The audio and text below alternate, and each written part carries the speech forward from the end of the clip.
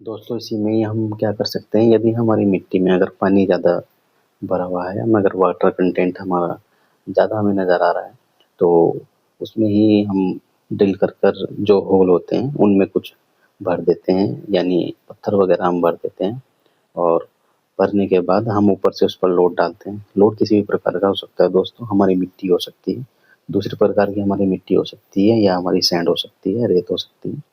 तो मिट्टी का जब दोस्तों उस मिट्टी पर जब पड़ेगा तो वो मिट्टी दबना शुरू हो जाती है और दबने के कारण जो पानी होता है उन होल में इकट्ठा होता है, जिन होल में पाइप लगाकर हम सारा पानी हम बाहर निकाल लेते हैं किसी उपकरण से। तो इस प्रकार भी दोस्तों हम उसका जो पानी की मात्रा है उसमें मिट्टी में हम कम कर सकते हैं। दोस्तों बात करें हम राफ्ट फाउंडेशन की, हमने भी पाइल फाउंडेशन की बात की है, तो उसके बाद अगर हम बात करें राफ्ट फाउंडेशन की, राफ्ट या होती है जो मैट होती है, मैट फाउंडेशन की।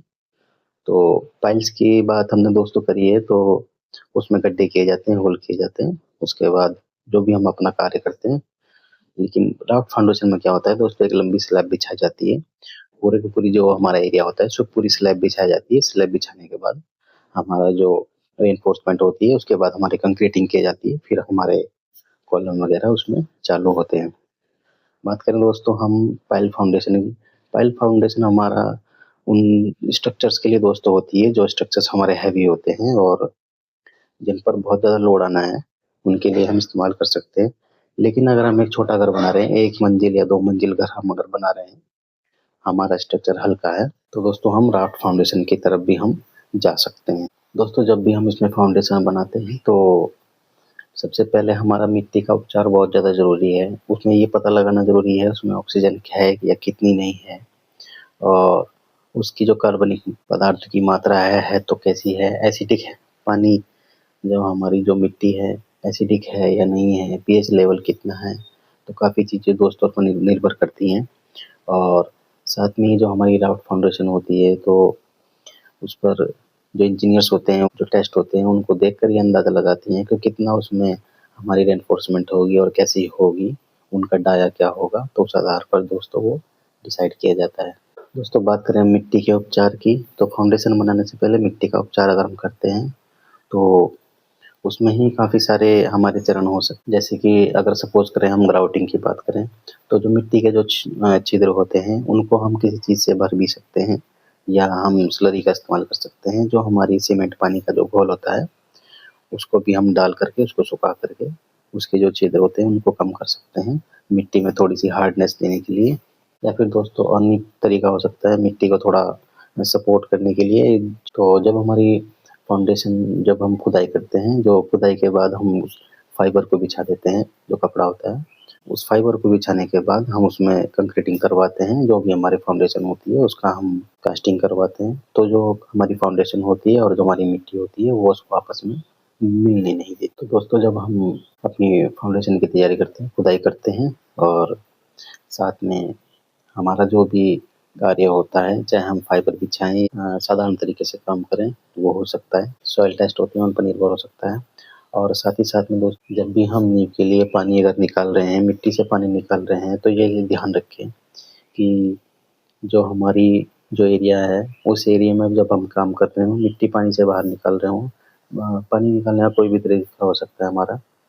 तो पानी दोस्तों इतना बाहर ना निकालें, क्योंकि अगर कोई बगल में भी साइट है, कोई बगल में कोई हमारी बिल्डिंग है, अगर हम सारा पानी सोख लेते हैं तो उस बिल्डिंग पे इफ़ेक्ट पड़ेगा, और वो बिल्डिंग भी अफ़ेक्टेड हो सकती है उस पानी की वज़ह से, क्योंकि जब उसमें से पानी जब निकलेगा तो वो श्रिंक होना शुरू हो जाएगी, और श्रिंक होने के बाद उसमें फ़ॉल्ट आ सकते हैं। तो दोस्तों मिट्टी के उपचार के बाद जब हमारी मिट्टी में थोड़ी नमी कम हो जाती है, नमी कम करने के लिए कई साधन हो सकते हैं हमारे।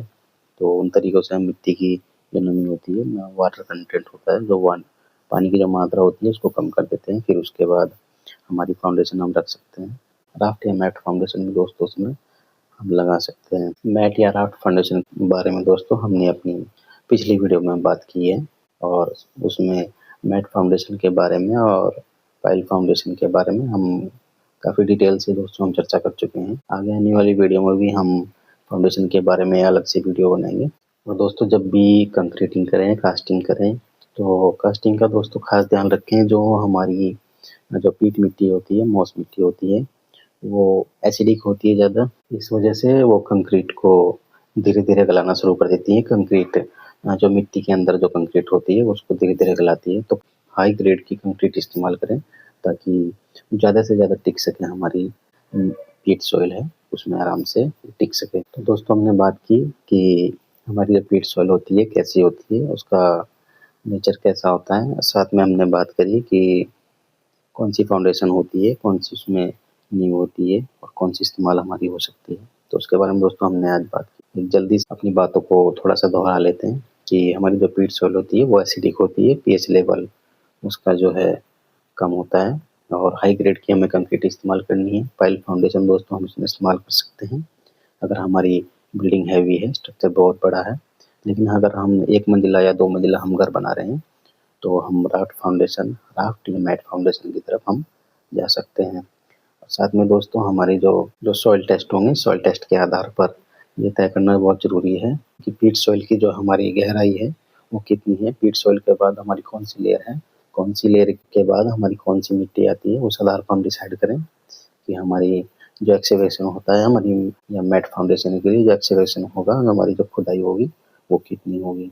दोस्तों अगर हम 1 मंजिला या 2 मंजिला हम घर बना रहे हैं, राफ्ट या मैट फाउंडेशन हम आराम से चुन सकते हैं। तो ये रही दोस्तों पीट सॉइल के बारे में बात, ईंट या मोस मिट्टी के बारे में। तो आगे आने वाली वीडियो में दोस्तों हम बात करेंगे दूसरी किसी मिट्टी की, उसके प्रकार के बारे में, उसमें कौन सी फाउंडेशन हम लगा सकते हैं उसके बारे में। तो फिलहाल के लिए दोस्तों इतना ही। Okay bye, take care.